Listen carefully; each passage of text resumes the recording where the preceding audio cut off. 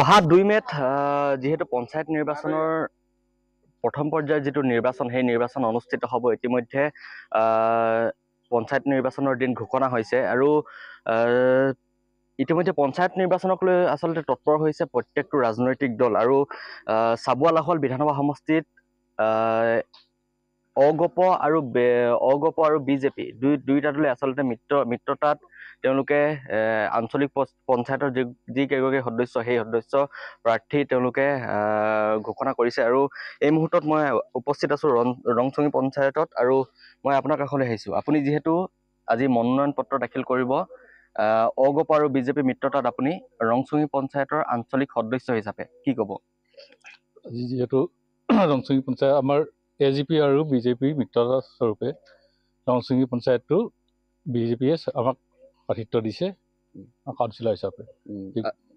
আজি আপুনি মনোনয়ন পত্ৰ দাখিল কৰিম আমাৰ ৰাইজৰ সহযোগত যাম দলে বলে কি ধৰণৰ বাৰ্তালৈ আপুনি নিৰ্বাচনী প্ৰচাৰ চলাব ভৱিষ্যত দিনত বা কেনেকুৱা ধৰণৰ বাৰ্তালৈ আপুনি এই যি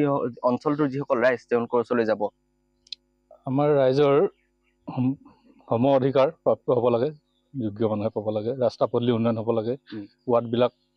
সম্পূৰ্ণ মানে হ'ব লাগে বহুত পিছ পৰিছে আমাৰ ৰংচঙি অঞ্চলটো আমি সম্পূৰ্ণ কৰি তুলিবলৈ আশা কৰিম মানে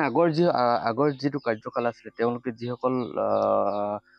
লোক আছিলে যিসকলে আচলতে জয়যুক্ত হৈছিলে তেওঁলোকে কেনেকুৱা ধৰণৰ কাম কৰিছিলে বা তেওঁলোকতকৈ আপুনি কেনেকুৱা মানে ৰাইজে কি আশা কৰি আপোনাক ভোট দিব ৰাইজে বহুত আশা কৰিছে মই সম্পূৰ্ণ পূৰণ কৰিম বুলি ওলাই আহিছোঁ আগৰ কিছুমান বহুতে ৰাইজে কৈ থাকে কিছুমান কথা যিবিলাক পিছ পৰি গৈছে আমি এইবোৰ হেৰি কৰিছোঁ তাৰ আগবাঢ়ি ল'বলৈ ওলাই আহিছোঁ হয় নিশ্চয়কৈ মই যিহেতু ৰংচঙি পঞ্চায়তৰ উপস্থিত আছোঁ মোৰ সৈতে এগৰাকী আইতা আছে আপুনি যিহেতু পূৰ্বৰ অগপৰ দলৰ এগৰাকী বিষয়ববীয়া 8 চনত মই অগপ দলৰ মেম্বাৰ আছিলোঁ আজি তেখেত যিজন লোক মোহন প্ৰসাদ গগৈ তেওঁ মনোনয়ন পত্ৰ দাখিলৰ পূৰ্বে আপোনাৰ ওচৰত এভাগী সেৱা লৈছে কি আশীৰ্বাদ কৰিব মই আশীৰ্বাদ কৰিছোঁ যে আমাৰ দলটো চিৰঞ্জীৱী হওক বুলি আমাৰ মানে অগপ দলটো সদায় জয়যুক্ত হওক বুলিয়ে মই আশীৰ্বাদ কৰিছোঁ